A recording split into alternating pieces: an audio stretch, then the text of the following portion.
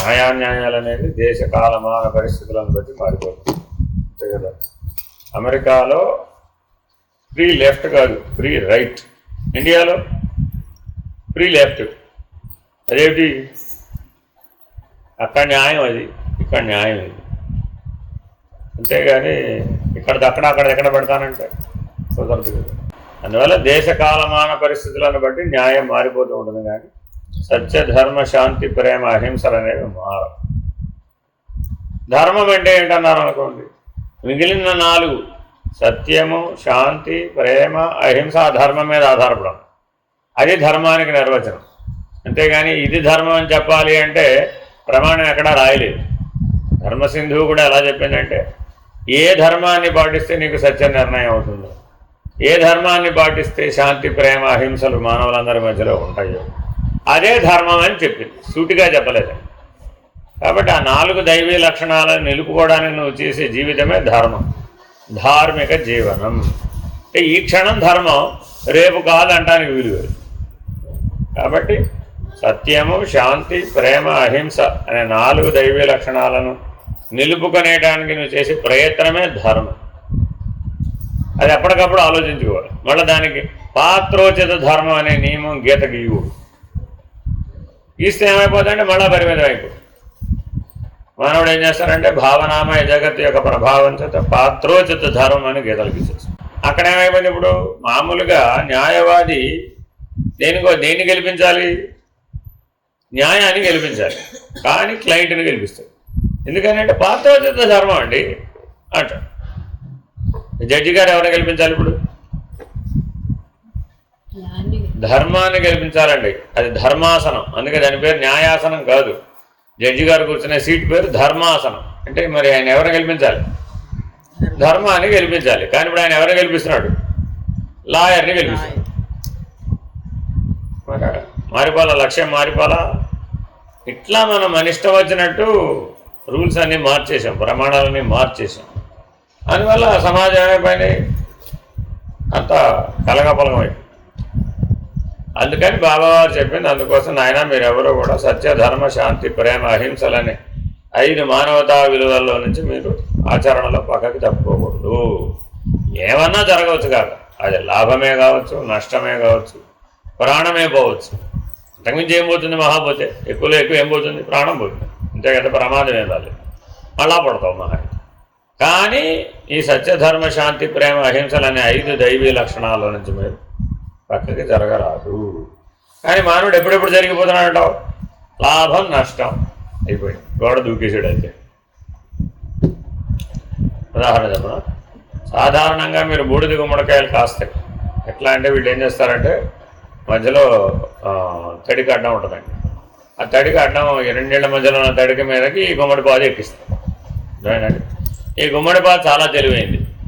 వీళ్ళింటో ఏమో మొదలు ఉంటుంది, పక్క వాళ్ళింటో కాయలు. తడికి ఆవలేమో కాయలు ఉంటాయి, తడికి ఈవల చెట్టు ఉంటుంది అన్నమాట. అవతల కాయలను వాడు ఏం చేశాడు? మా ఇంట్లో గుమ్మడి పాదు నువ్వు కాయలు కోసేవేంటి ఉంటుంది. ఇప్పుడు ఎవరు ఇప్పుడు ఆ గుమ్మడికాయలు? ఎవరివి? నీళ్ళు పోసేది వీడు. రామా, అదేమిటి? ఆ గుమ్మడి చెట్టు కనీసం ఆ మాత్రం జ్ఞానం ఉండకల్లా నీళ్ళు ఎవరు పోస్తే అటువైపే కాయాలి కదా. అది పక్కింటికెళ్ళి కాయచ్చు అంటావా? కాయకూడదు కదా అంటావండి గుమ్మడి చెట్టుని.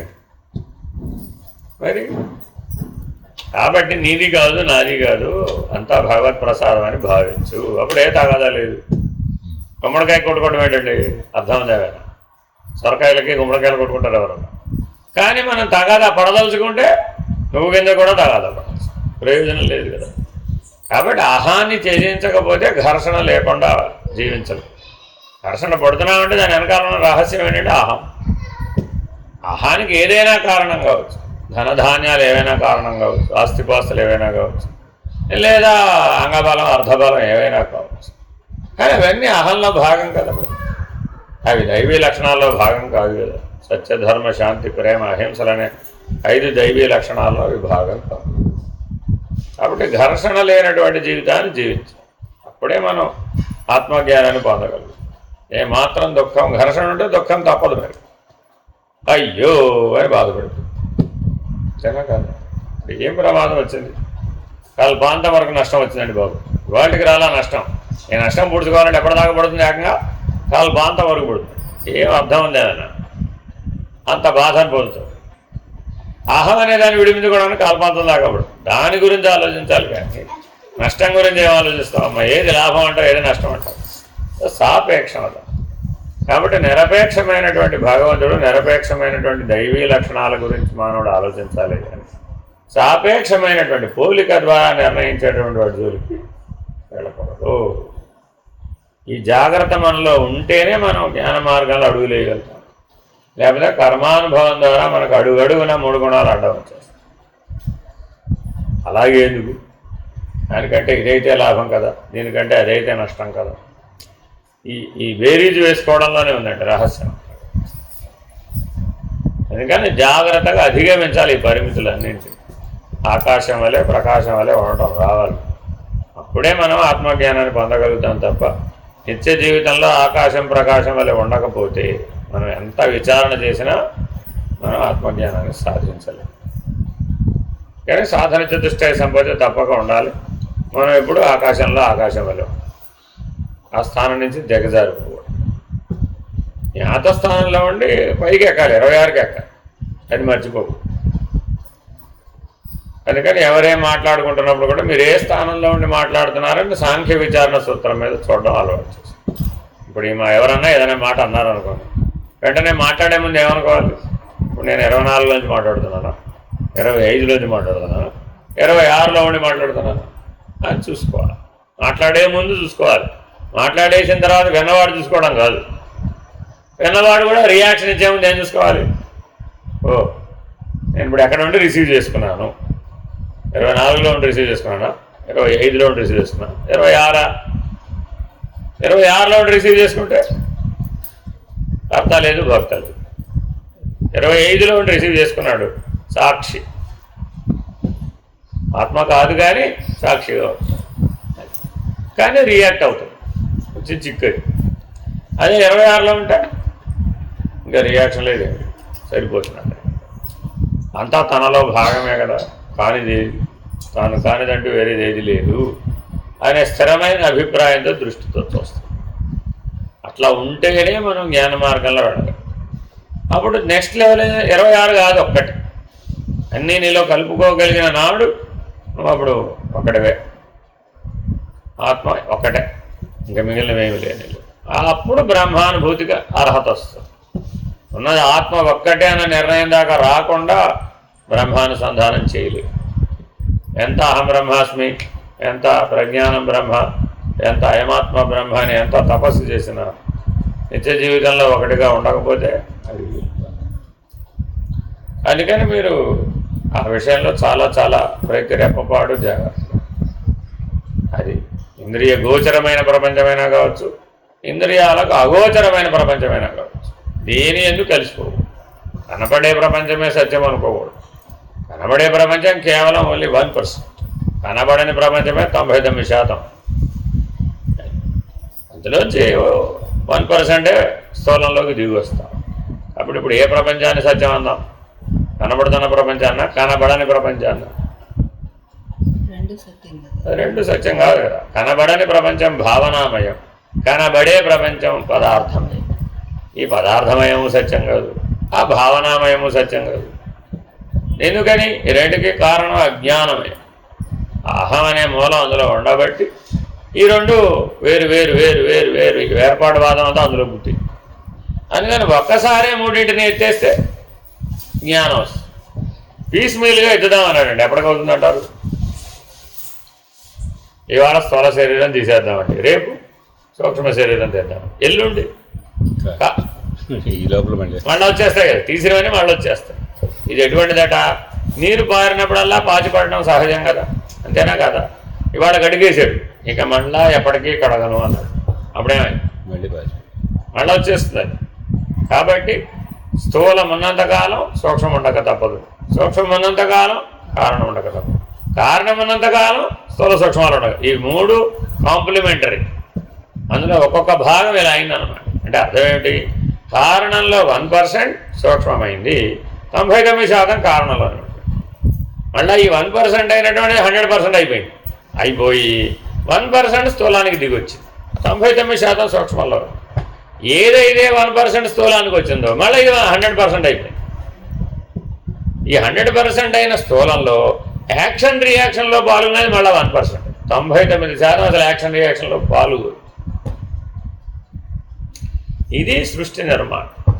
దీన్ని చాలా జాగ్రత్తగా అర్థం చేసుకుని ఇక్కడ 1%తోనే తెలుసుకోవాలి, సూక్ష్మంలోనూ 1%తోనే తెలుసుకోవాలి, కారణంలో కూడా 1%తోనే తెలుసుకోవాలి. అందుకని వ్యక్తం అవ్యక్తం ప్రతి దాంట్లోనూ 2 భాగాలు. స్థూలంలోనూ వ్యక్తం ఉంది, అవ్యక్తం. మీరు ఇప్పుడు ఇక్కడ ఏదో కొనుక్కున్నారండి, ఈ ఎకరం 60 సెంట్లకి కిందకి 10 కిలోమీటర్ల కిందకి వెళ్ళామనుకోండి, ఏముందంటారు అక్కడ? అదేంటి నీకు తెలియాలి కదా. పైగా అగ్రిమెంట్లు ఏం రాశారు? ఫలానా స్థలంలో ఉన్నటువంటి భూ జల స్థల లంకె బిందెలతో సహా అని నీవే అని రాసిచ్చాడు. అంతేనా కదా?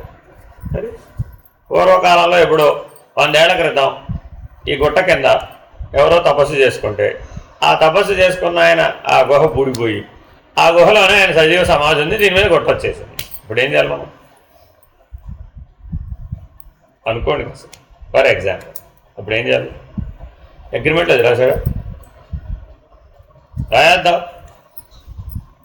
ఇప్పుడు వాడి మీద తగాదా వెళ్ళాలి అవుతాం మనం. అవ్యక్తం మీద ఎవరి మీద తగాదా పెడతాం? కనబడే దాని మీద తగాదా వెళ్తేనే తేలటలేదు, కనబడని దాని మీద. అందుకే దేవుడి మీద కోర్టులో సూట్ వేసాడు. ఏం చేద్దాం ఇప్పుడు? దేవుడు నాకు అన్యాయం చేశాడు అని కోర్టులో సూట్ వేసాడండి. సమన్లు ఎవరికి జారీ చేయాలి? దాని మీద సినిమా తీశారండి. ఏమిటో పేరు నాకు గుర్తులేదు కదా, చూసాను. ఏదో హిందీలో తెలుగులో అన్నింటిలో వచ్చే అన్ని భాషలో తీశారండి. ఏదో గోపాల దేవుడు నేను రోజు దేవుడితో మాట్లాడుతున్నానన్న స్వామీజీలు అందరి మీద కేసేసి ఏమో నాకు తెలియదు. అది వాళ్ళందరూ దేవుని రిప్రజెంటేటివ్ ఉంటారు.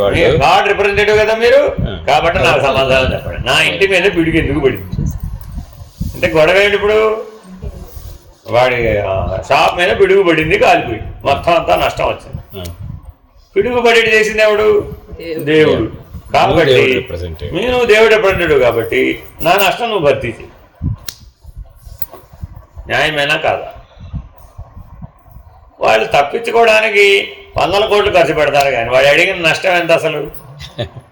వాడు అడిగిన నష్టం 10 లక్షలు అండి.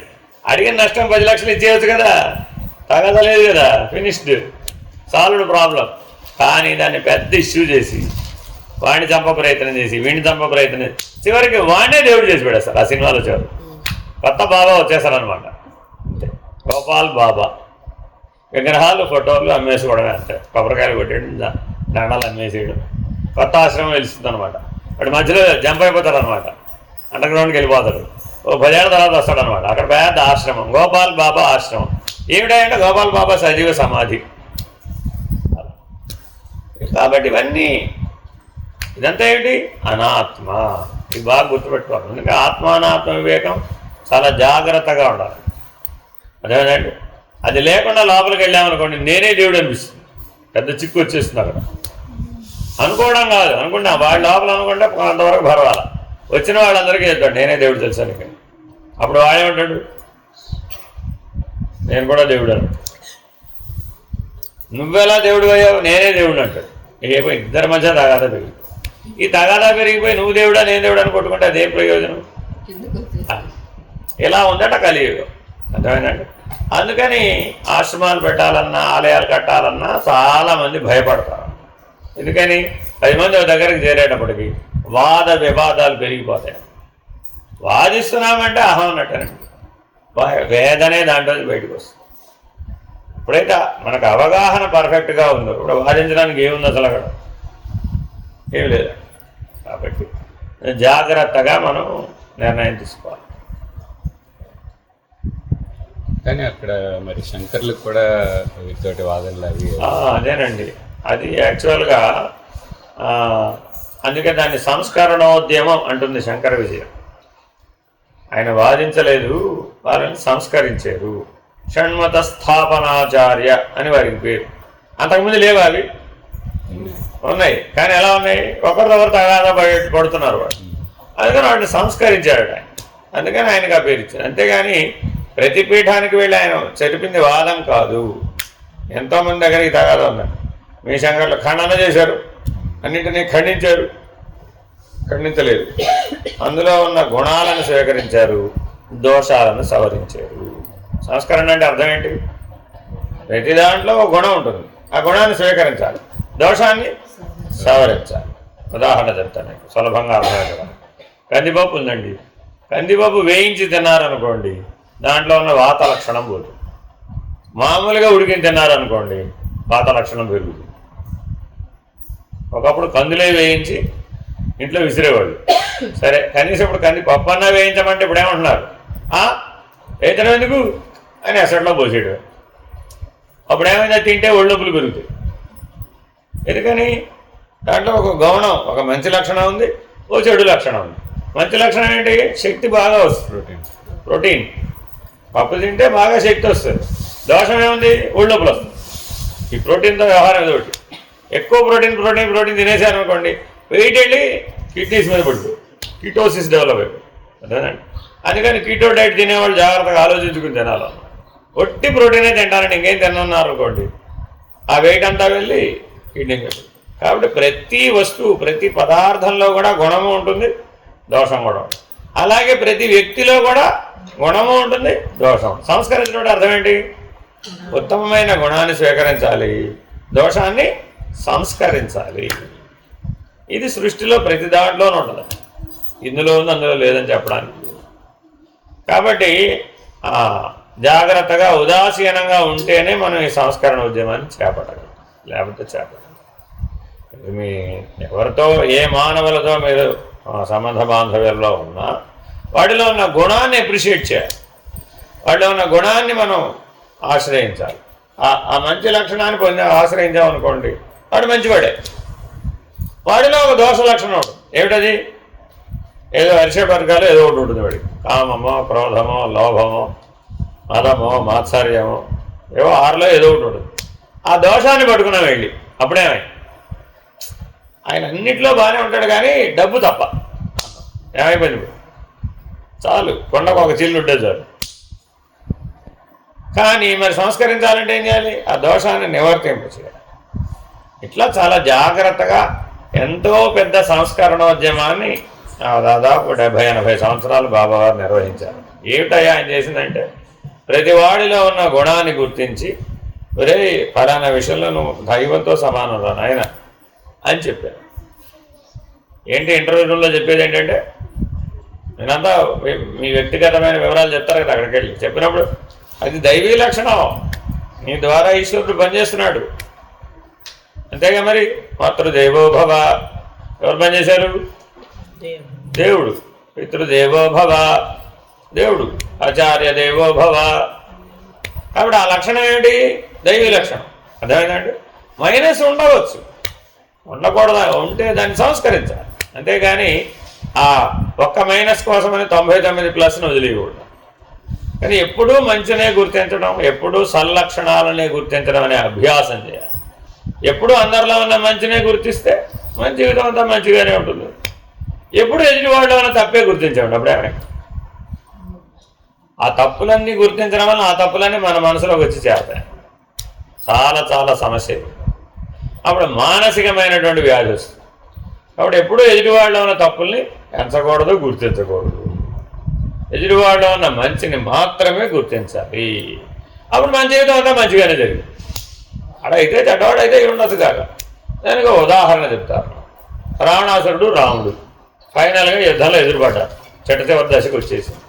ఇప్పుడు రాముడు బాణం వేసేయాలంటారా, వేయకూడదంటారా? అయిపోయాడు, రావణాసురుడు అయిపోయాడు, ఆల్మోస్ట్ అయిపోయాడు. రథాలు విరిగిపోయినాయి, గుర్రాలు విరిగిపోయినాయి, సారథి చనిపోయాడు, ఆయుధాలన్నీ బాగినాయి. ఒక బాణం వేస్తే రావణాసురుడు చచ్చిపోతాడు. కానీ రాముడు ఏం చేశాడంటే, ఇవాళ నేను ఏమీ చేయను, ప్రశాంతంగా ఇంటికి వెళ్ళు, ఇప్పటి వరకు నీ జీవితంలో జరిగినవన్నీ బాగా ఆలోచించుకో, రేపు కూడా నీకు నాతో యుద్ధం చేయాలనిపిస్తే అప్పుడు రా, లేకపోతే నేను వదిలేస్తా. నాకేం నీ మీద కోపం లేదు, ద్వేషం లేదు, ఏ శత్రుత్వం లేదు నీకు నాకు. నాకు ఏ శత్రుత్వం లేదనండి. వాళ్ళ ఆవిడ పట్టుకొచ్చి సంవత్సరం పాటు కిడ్నాప్ చేస్తే మరి అంత క్షమాగుణం మన దగ్గర ఉందా? ఎంత క్షమాగుణమో.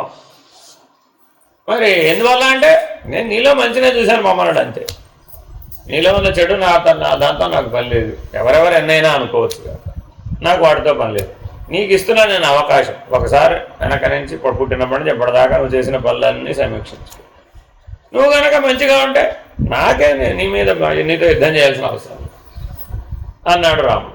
కాబట్టి రాముడిని దేవుడిగా పట్టుకున్నాం మన కూడా ఇది. ప్రపంచమంతా రాక్షసుడు, ప్రపంచమంతా దుర్మార్గుడు అన్నటువంటి వాడిలో కూడా మంచినే చూశాడు. అది ఇట్లా రాముడు ఎన్నోసార్లు ధర్మాన్ని ఆశ్రయించి ఆ విధానంలో జీవించాడు. కాబట్టి రాముడు దేవుడయ్యాడు. మిగిలిన వాళ్ళు ఎదుటి వాళ్ళలో ఉన్నటువంటి తప్పుని తన స్వార్థానికి మాత్రమే ప్రాధాన్యత ఇచ్చారు. వాలికి రాముడికి జరిగిన సంవాదం కూడా చాలా గొప్పదండి. ఎందుకు నా మీద చెట్టు చాటు నుంచి బాణప్రయోగం చేశావు, అది వాలి క్వశ్చన్.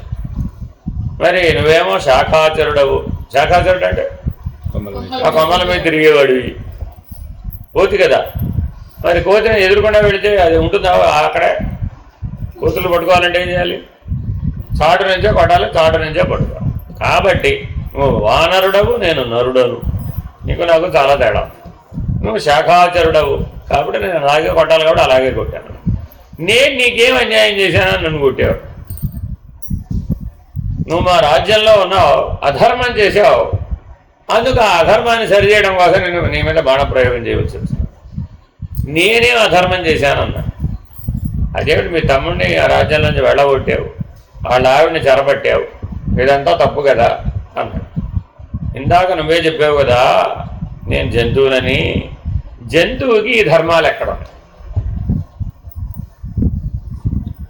ఇవి మానవుల ధర్మాలే కానీ ఇవి జంతువుల ధర్మాలు కావు కదా. జంతువులకు వాయు వరసలు లేవు, జంతువులకి ఒక ఏకపత్ని వ్రతం లేదు, అందులో కోతులకు అసలే లేదు, మాకు అసలు లేదు. అటువంటి మీ మానవ ధర్మాలను నాకు అమలు పరిచి నేను అధర్మం చేశాను అడిగి చెప్తాను.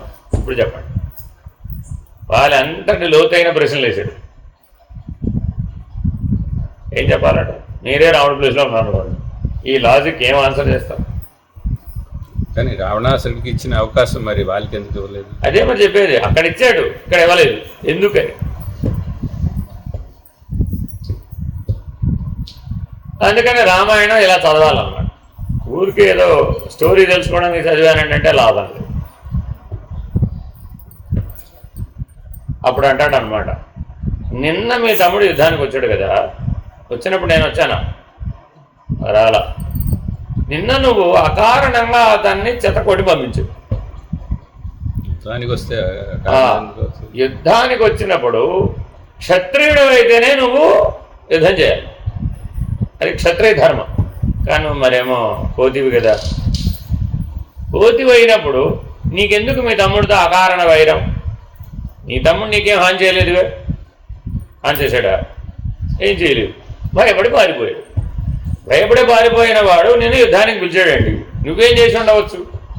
అన్నగా క్షమించి ఉండవచ్చు. నీకు నా గొడవేంట్రా రా అని కలుపుకుపోయి ఉండవచ్చు. అతని రాజ్యం అతనికి పంచిచ్చి ఉండవచ్చు. అతని భార్యను అతనికి ఇచ్చేయవచ్చు.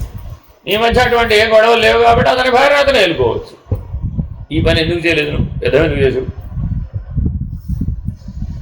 పైగా యుద్ధం చేసి ఏం చేసావు? ప్రాణావశిష్టమయ్యేట్టు కొట్టావు. ప్రాణావశిష్టమైనటువంటి ఆ సుగ్రీవుడు నా శరణు వచ్చాడు, రక్షమాం. ఆయన రక్షించే పనిలో భాగంగా నీ మీద బాణప్రయోగం చేశాను. అంత పర్ఫెక్ట్గా ధర్మం చెప్పాడు చూడరా. మా ఆవిడ్ని సుగ్రీవుడు తెచ్చిస్తానన్నాడు, వెతికి పెడతానన్నాడు. నేను అందుకోసం ఆయనతో మైత్రి చేశాను, అందుకోసం నేను నీ మీద బాణప్రయోగం చేశానని మనం అనుకున్నట్టు ఏం చెప్పలే. ఎందుకంటే వాళ్ళు ఆల్రెడీ ఆ సబ్జెక్ట్ కవర్ చేసేసాడు. ఒకవేళ మా తమ్ముడు ఏమైనా వానరుల చేత మీ ఆవిడకి వెతికిచ్చి తెచ్చి పెడతాడేమో, నేను ఇక్కడ విజిలేస్తే వాడు మీ ఆవిడ తెచ్చిస్తాడు. రావణాసుడు ఎంత కాదు, నా ముందు కీటకం లాంటి వాడు. నాతో అదంతా అయిపోయింది. అందుకని అవేం మాట్లాడలేదు, స్ట్రైట్గా చెప్పాడు. నిన్న మీ తమ్ముడు వచ్చాడు, నిన్ను యుద్ధానికి పిలిచాడు. మీ ఇద్దరి మధ్య యుద్ధ కారణం ఏమిటి నీకు తెలుసుగా. ఏమిటి? అతని రాజ్యంలోంచి వెళ్ళగొట్టావు. రారా తమ్ముడు అంటే అయిపోయింది, ఘర్షణ లేదుగా. సరే ఏమిటి వాళ్ళ ఆవిడ నీ దగ్గర ఉంది, మీ ఆవిడ నువ్వు తీసుకుపో అను, అయిపోయింది. Parents matter. అతనికి నువ్వు అతను ఒకే జాతే కాబట్టి, మీ ఇద్దరికి ఒకే ధర్మమే కాబట్టి అదే పెద్ద ఇష్యూ. ఏకపత్ని వ్రతం అన్న గొడవ అక్కడ లేదు.